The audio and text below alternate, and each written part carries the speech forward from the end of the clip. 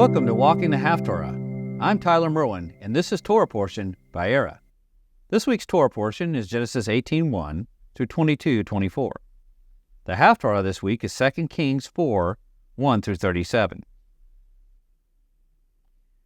VAYERA means, and he appeared, as in our opening line of the Torah portion that reads, And Yod-Heh-Vav-Heh appeared to him by the oaks of Mamre, as he sat at the door of his tent in the heat of the day. Our Torah portion begins this week with Abraham and Sarah being visited by three men. These are not ordinary men, but angels in fact, and one of them is even referred to as Yod-Heh-Vav-Heh himself. The promise of a son is given to Abraham and to Sarah that will happen in a year's time. Adonai then tells Abraham an outcry of the sins of Sodom and Gomorrah have come to him, and that he has come down to witness and to pass judgment. Abraham intercedes for Sodom on behalf of Lot, who has taken up residence there. He bargains with Adonai to save Sodom if 50 righteous people could be found in the city. And then he bargains his way all the way down to 10 righteous, and Adonai agrees to save Sodom if 10 righteous can be found. The 10 righteous is thought to be Lot and his household, whom apparently were not all considered righteous because the town didn't get saved. Two angels continue into Sodom and witness the great depravity and sin. Lot shows hospitality and protects them and is saved from the destruction of the city. Unfortunately, the only others that were saved from his family were his 2 unmarried daughters. Lot and his daughters end up in the mountains outside of Zoar, and thinking that the whole world has been destroyed, end up procreating with their father, which is where we get the people of Moab and Ammon. Abraham then journeys to the south into the territory of Abimelech, the king of Gerar. Abraham again claims that Sarah is his sister out of fear, just as he did in Egypt. God visits Abimelech in a dream and tells him that he is a dead man because of Sarah. Abimelech returns Sarah to Abraham with flocks and cattle and servants to prove his innocence, and Abraham prays for him, and he is healed. Next, Abraham and Sarah conceive, and the promised son, Isaac, or Yitzhak, is born. Abraham is 100 years old, and Sarah is 90 at the birth of their son. Hagar and Ishmael mock Isaac at his weaning, and they're driven away. While they're driven away, Adonai hears the cry of Ishmael and reaffirms his promise to Ishmael to make him a great nation also. Abraham then makes a covenant of peace with Abimelech at Beersheba. This brings us to Abraham's last of the 10 tests, which is the Akedah, the binding of Isaac. This is a very messianic forerunner of Yeshua's sacrificial work on the cross.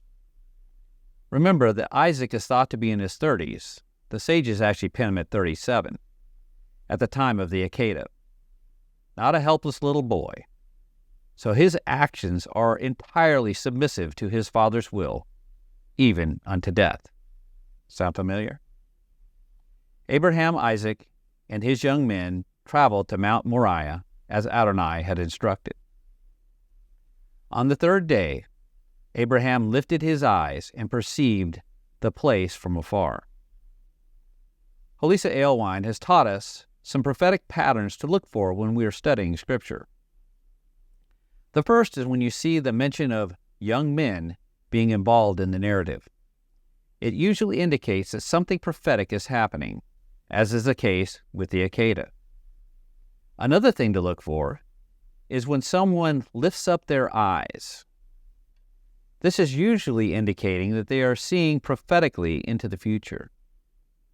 Abraham saw Yeshua's sacrificial work and his resurrection, which gave Abraham the faith he needed for the task set before him. And we find this recorded in the Gospel of John. Your father Abraham rejoiced that he would see my day. he saw it and was glad. So the Jews said to him, "You are not yet 50 years old, and have you seen Abraham?" Yeshua said to them, "Truly, truly, I say to you, before Abraham was, I am." John 8:56-58. Isaac allows himself to be bound and placed upon the altar, but an angel of Yod-Heh-Vav-Heh calls out and stays Abraham's hand from killing his son. Isaac is released, and a ram caught in a thicket is sacrificed instead. Abraham calls the place Yod-Heh-Vav-Heh Yireh, or Yod-Heh-Vav-Heh provides. This place of provision, Mount Moriah, is also to believe the Temple Mount in Jerusalem. God's covenant with Abraham is reinforced with a special blessing that concludes with, "In your offspring shall all the nations of the earth be blessed, because you have obeyed my voice." Genesis 22:18. Our Haftarah this week is out of 2 Kings, or Melachim. This portion contains two very familiar stories concerning the prophet Elisha. Let's pick up the first story beginning in 2 Kings 4, starting in verse 1. Now the wife of one of the sons of the prophets cried to Elisha, "Your servant my husband is dead, and you know that your servant feared Yod-Heh-Vav-Heh. But the creditor has come to take my 2 children to be his slaves." And Elisha said to her, "What shall I do for you? Tell me, what have you in the house?" And she said, "Your servant has nothing in the house except a jar of oil." Then he said, "Go outside, borrow vessels from all of your neighbors, empty vessels, and not too few. Then go in and shut the door behind yourself and your sons, and pour into all these vessels. And when one is full, set it aside." So she went from him and shut the door behind herself and her sons. And as she poured, they brought vessels to her. When the vessels were full, she said to her son, "Bring me another vessel." And he said to her, "There is not another." Then the oil stopped flowing. She came and told the man of God, and he said, "Go, sell the oil and pay your debts, and you and your sons can live on the rest." 2 Kings 4, 1-7. Being a widow back in this time was very difficult if you weren't financially well off. If you were part of the common working class of people in that day, the husband or father's vocation would provide the needed income for the family's needs. Sons born into the family would take care of their parents when they were old enough to earn a living, especially as the father may be less and less able to provide later in life. So a husband or a father dying early when his sons were still young really put a strain on the family, and this family was in debt with creditors. As the widow feared, the creditor would take the boys and put them to work until their work had paid off the family's debt. The widow's late husband is described as one of the sons of the prophets and is believed to be the prophet Obadiah. Obadiah was known to have hidden and provided for 100 prophets during the murderous, prophet-killing time of King Ahab and Queen Jezebel. He was thought to have been rich in his day, but the expense of feeding all the poor prophets in hiding expended all of his wealth and even forced him to have to borrow money to save his brothers. This is thought to be the reason the widow in our story is in debt. Another interesting fact about Obadiah is he was not thought to be a native born of Israel, but actually he came from Edom. This is fitting as Obadiah's prophecy, which is the book of Obadiah, is focused on God's judgment against Edom for their treatment of Israel after they were turned over to Babylon. Being a grafted-in convert, Obadiah is a highly regarded prophet of Yod-Heh-Vav-Heh. So Obadiah, like Abraham, focused his attention on providing charity and justice. One of Abraham's marked qualities was his hospitality, which is an act of putting others before yourself. Like in the beginning of our portion when the 3 visitors showed up and he ran to meet them. And the tradition says that it was the 3rd day of his circumcision. So it would have been a very painful, uncomfortable time to really go out and be very courteous. So Obadiah, caring for 100 poor prophets, and in doing so, losing all of his personal wealth and even going into debt, is definitely in the spirit of Abraham. Now let's look at the second story in our Haftarah. One day, Elisha went on to Shunem, where a wealthy woman lived, who urged him to eat some food. So whenever he passed that way, he would turn in there to eat food. And she said to her husband, "Behold now, I know that this is a holy man of God, who is continually passing our way. Let us make a small room on the roof with walls, and put there for him a bed, a table, a chair, and a lamp, so that whenever he comes to us, he can go in there." 2 Kings 4, 8-10. Again, we see the tie-in with Abraham's hospitality. One day he came there, and he turned into the chamber and rested there. And he said to Gehazi his servant, "Call this Shunammite." When he had called her, she stood before him, and he said to him, "Say now to her, See, you have taken all this trouble for us. What is to be done for you? Would you have a word spoken on your behalf to the king or to the commander of the army?" She answered, "I dwell among my own people." And he said, "What then is to be done for her?" Gehazi answered, "Well, she has no son, and her husband is old." He said, "Call her." And when he had called her, she stood in the doorway. And he said, "At this season, about this time next year, you shall embrace a son." And she said, "No, my lord, O man of God, do not lie to your servant." But the woman conceived, and she bore a son about that time the following spring, as Elisha had said to her. 2 Kings 4:11-17. Here we see a parallel with the promise to Abraham and Sarah by a malach, or a messenger, of Adonai. Here is also the promise of a son to a couple seemingly outside of natural childbearing years. And finally, the promise that the child would be born about that same time next year is another tie-in. Her son was born to her just as Elisha had promised. When the child had grown, he went out one day to his father among the reapers. And he said to his father, "Oh, my head, my head." The father said to his servant, "Carry him to his mother." And when he had lifted him and brought him to his mother, the child sat on her lap till noon, and then he died.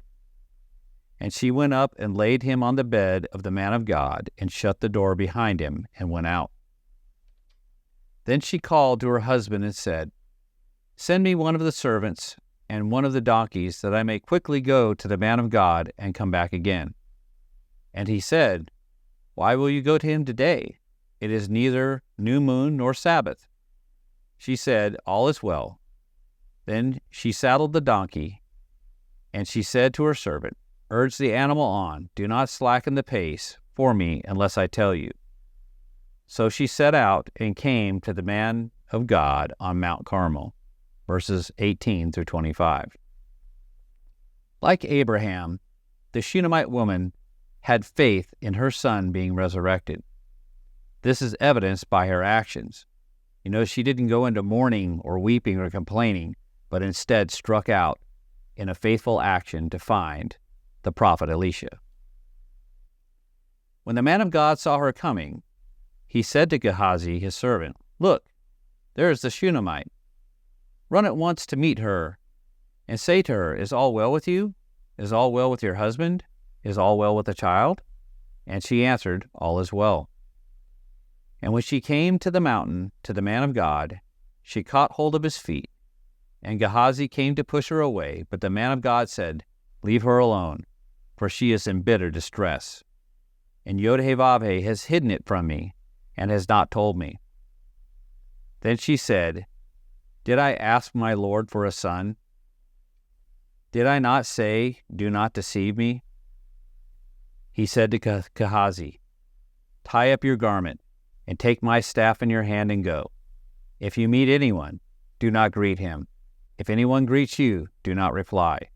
And lay my staff on the face of the child. Then the mother of the child said, as Yod-Heh-Vav-Heh lives, and as you yourself live, I will not leave you. So he arose and followed her. Gehazi went on ahead and laid the staff on the face of the child, but there was no sound or sign of life. Therefore he returned to meet him and told him, the child has not awakened. Verses 25 through 31. Sometimes all that's required of us is prayer in a specific situation. But other times, it will require us to couple that prayer with physical action. We see that physical objects, like Elisha's staff, could transfer holiness and even healing. We also see this in the apostolic writings. In Acts 19:11 through 12, we read, and God was doing extraordinary miracles by the hands of Paul, so that even handkerchiefs or aprons that had touched his skin were carried away to the sick, and their diseases left them, and evil spirits came out of them. And when we're crying out for a situation in our own personal lives, we must be persistent in our petition, like the Shunammite woman was with Elisha. And when Elisha came into the house, he saw the child lying dead on his bed. So he went in and shut the door behind the two of them, and prayed to Yod-Heh-Vav-Heh. Then he went up and laid on the child, putting his mouth on his mouth, his eyes on his eyes, his hands on his hands. And he stretched himself upon him. The flesh of the child became warm. Then he got up again and walked once back and forth in the house, and went up and stretched himself upon him. The child sneezed 7 times, and the child opened his eyes. Then he summoned Gehazi and said, call this Shunammite. So he called her, and when she came to him, he said, pick up your son. She came and fell at his feet, bowing to the ground. Then she picked up her son and went out. 2 Kings 4:32 through 37. Elisha stretched himself over the boy in the same fashion as his mentor, Elijah, as he had done to the widow's son in 1 Kings chapter 17. Sneezing 7 times is a symbol of completion because 7 is the number of completion. So the healing of this child was complete. And like in our Torah portion, the promised child was almost lost to death, but was redeemed in the end. So Sarah almost lost Yitzhak, Isaac, in the Akedah. Obadiah's widow almost lost her 2 sons to creditors. And the Shunammite woman did lose her son, but he was restored to her through resurrection.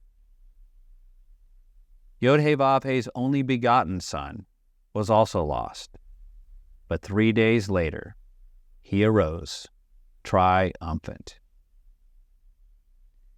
Let us model the hospitality and the faith of Abraham, and let us look eagerly to the coming of Yeshua, our Redeemer, who will resurrect all the righteous to everlasting life with him.